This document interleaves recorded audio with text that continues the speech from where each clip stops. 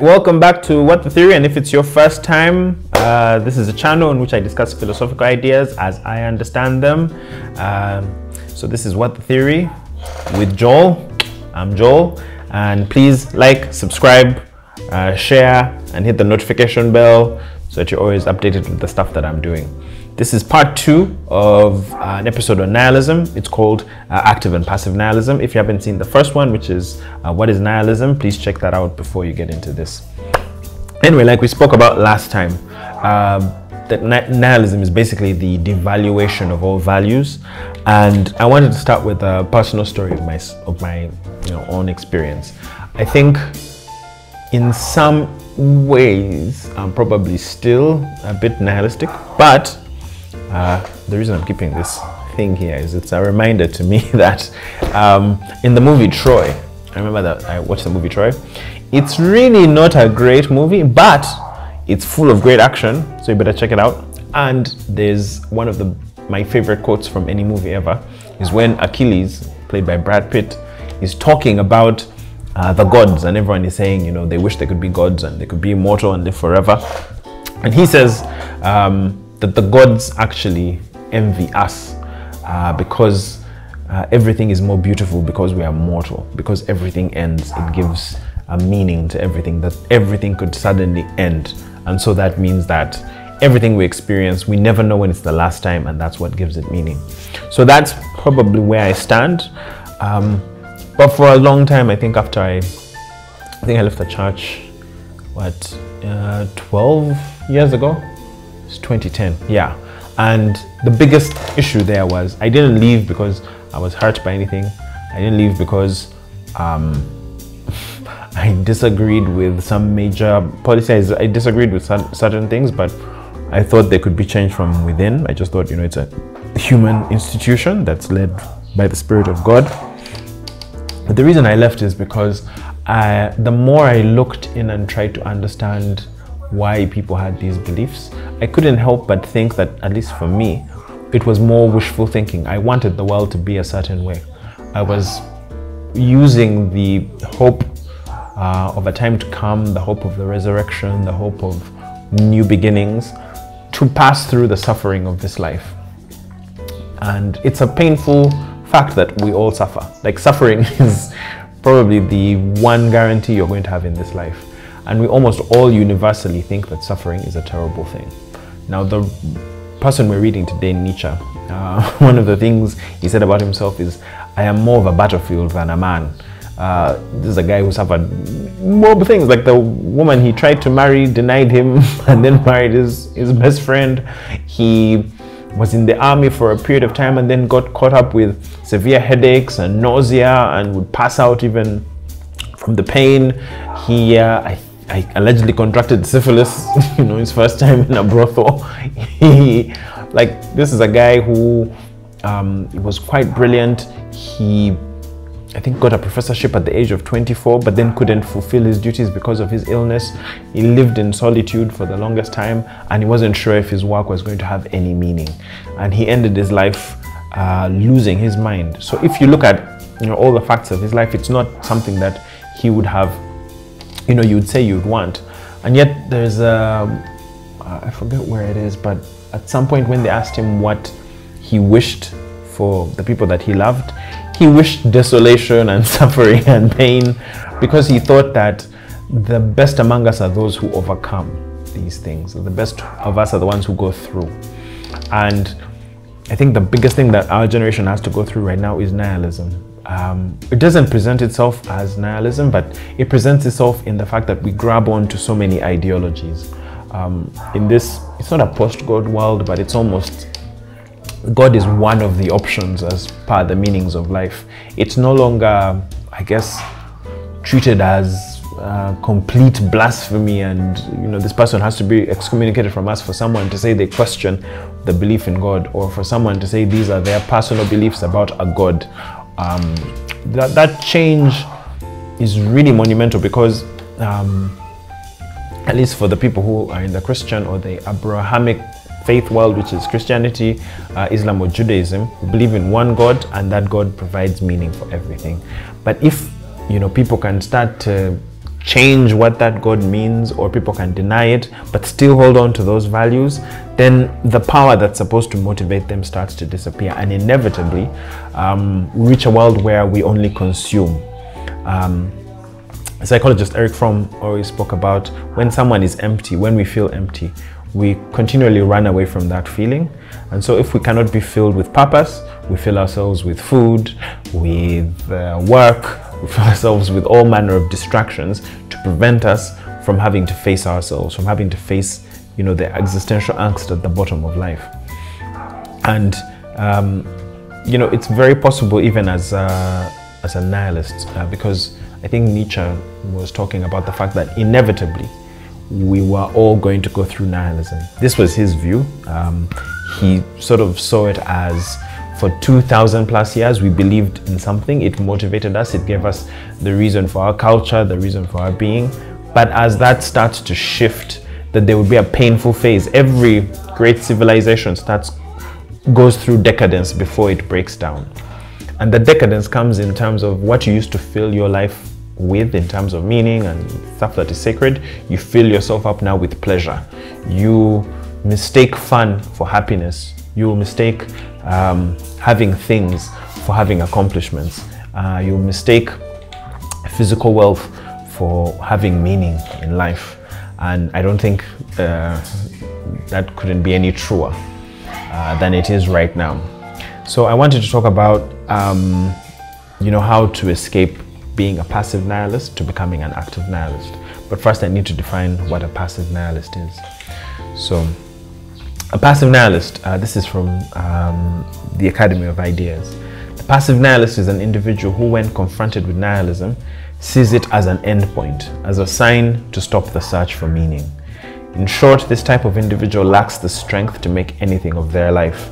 And unfortunately, many who reach this stage will, as we discussed earlier, out of sheer desperation, attach themselves to some form of mass movement in a final attempt to find an objective purpose to life.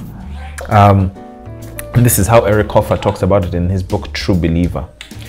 To the frustrated, a mass movement which offers substitutes either for the whole self or for the elements which make life bearable and which they cannot evoke out of their individual resources.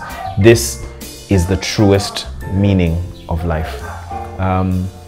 So when I think about a lot of the movements that are happening now, I think right now your political affiliation is something that's more important than what you believe in a God.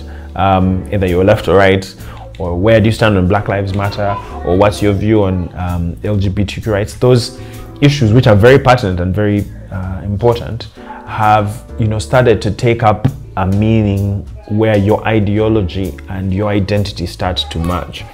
So you identify yourself by the mass movement that you're attracted to.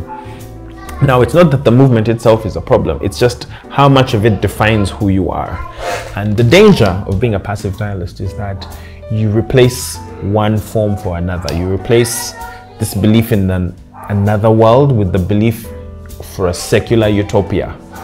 Whether it's the belief that eventually we shall reach the perfect state of stateless communism, or we're going to reach some sort of anarchist utopia, whatever the case may be, we sort of have this vision that if we're part of a movement, it will give our lives meaning.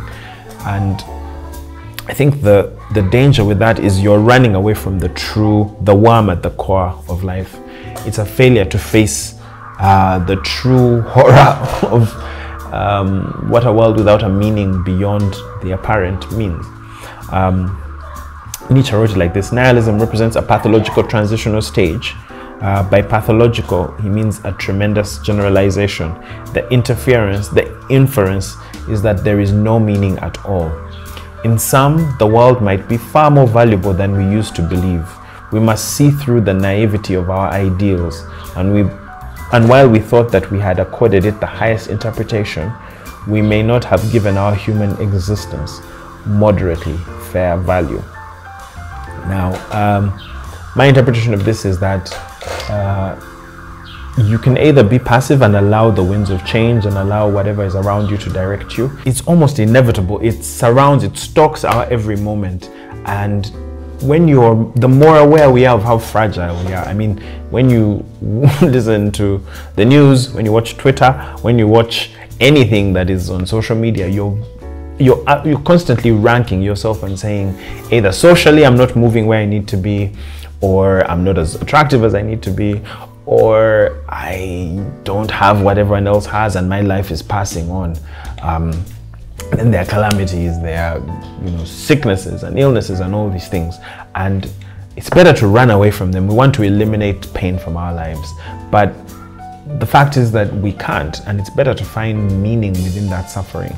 And the way in which we used to find meaning was to say that these things are being brought on us by a divine deity. He's the one orchestrating all this stuff. But if the fact is that those things are not coming through, then what does it mean for us? The passive nihilist would run away and just say, my purpose is to enjoy hedonism. But then you make yourself a slave to your passions, and your passions are not leading you anywhere. They are just, simply rewards for actions that you might take that are supposed to keep you alive, but they can be overextended. You can overeat, you can have too much sex, you can, go in all kinds of directions that will end up destroying you. You may say, so what? I don't care. Well, maybe fair point for you, but if you do care and want to move beyond, there's a need for reevaluation and coming to new values. And I guess there's no better story than the narrative from Thus Spoke Zarathustra, which is the story of the camel, the lion, and the baby. So this is the sort of allegory of the 3 stages of life. We're all born camels, and as a camel, you're a beast of burden. You're burdened with the morality, with the duties, with everything that you're supposed to do as a human being. And when we think about tradition, is sort of the duty that we bear for all the things that our forebears did for us. Your ancestors sacrificed, and therefore you owe them back a sacrifice by following the ordinances that they left. And as a camel, you're sort of carrying weights that are not your own, but you find duty and purpose and meaning in carrying those things. Eventually, as you go further, you start to question why you have those burdens, and then you start to drop them off, at which point you think about being ferocious and saying no, because you've been saying yes to everything that's a burden to you. Now you're saying no. You're able to fight off different things. And in this modern age, you'll find that the lion is probably the symbol that most people want to associate themselves with, something that's beautiful and elegant and powerful, and is the king of the jungle, and gets to set its rules. But in the story, in the allegory, the lion is ferocious and comes up against a dragon, and the dragon is asking questions around standing in the pathway of the lion, and the lion will use its claws and whatever it's got at its disposal to try and subdue the world around it. The lion represents the person who is strong, but being strong, strength can only go so far. The strongest in the allegory is when the lion becomes the baby. Becoming a baby, you'll say, why is a baby strong? Because as a child, you are able to start afresh. Whenever any family has a newborn baby, whenever there is new life brought into the world, it's hope. It's something that can have a fresh start. It comes from old material. It comes from the efforts of the old to give birth to something that's new. And you start off as just saying yes, but you're saying yes from, you have no other obligations, you have no other options, you just accept what is done to you. Then you say no as a lion. So there you're resisting all values. You become basically a nihilist, you become a rebel. That's almost like a teenage phase. You define yourself by going against society. You're an anti-hero, you are a rule breaker. But that is easy. That is much easier than creating your own values.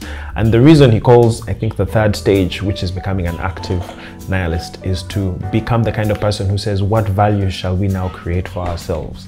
What can we, I think it's sort of the talk about, we used to subscribe the best things about us and push them onto God. In the genealogy of morals, which I'll do at some point, he was saying the source of our belief in the other world was probably from ancient tribes that used to believe that the people who had passed on continued to look out for them, and they could beseech them I know in Torah, for instance, there is the rights and respects that we pay to people who've passed on, and we still communicate with them as in thinking that they look out for us. And I think that predates the, Christian idea of there is a person behind all of this that we can speak to. Not only is that a person, it's a father, and one that we can communicate with, one who knows the pain of death and the pain of suffering, and that's why we're able to relate with him. And that extension of that belief is what allows us to feel like, all right, there is someone out there who's giving us meaning. But then when you look at those things, the things we value, goodness, kindness, love, all those things that we value in another human being, we create them to a perfect extent in God. So much so that some of those things, at least in my opinion, don't make sense. Like, you can be perfectly good and be perfectly merciful. To be perfectly just and perfectly merciful, you can't have perfection in those things, because to be merciful, that means you're undermining justice. That's just one example of how we take the things which we value in ourselves and push them on a being outside this world. Excuse me. More importantly, to be an active nihilist is to say, I'm going to create new values for myself. And oh, excuse me, that's not Corona. And this is the last quote I'm going to read on this point. For the first time, they belong to something, to a cause, good or bad as it may be, but something at any rate which transcends their narrow personal interests and opens up a world in which each has his or her own part to play and can pull everything together. So I guess the request from me is, as you think about your life, as you think about whether you believe in anything or not, it's very easy for you to go from I believe in God and that's everything that matters and I'm a person of faith, to nothing. The absurd extremity is to go nothing matters and there's nothing of value. And on the pathway towards getting away from that and going through nihilism is to find something that you believe in. It'll be easy for you to attach yourself to a movement, to attach yourself to something that you can drown your worries and concerns into, distractions that someone else is giving you. But greater still is it for you to try and define what it is that you believe in. It is a painful journey. It's one that is full of rigor, one that doesn't deny suffering, but there is no price to pay for the privilege of owning yourself. So I wish you luck on your journey. Thank you for listening.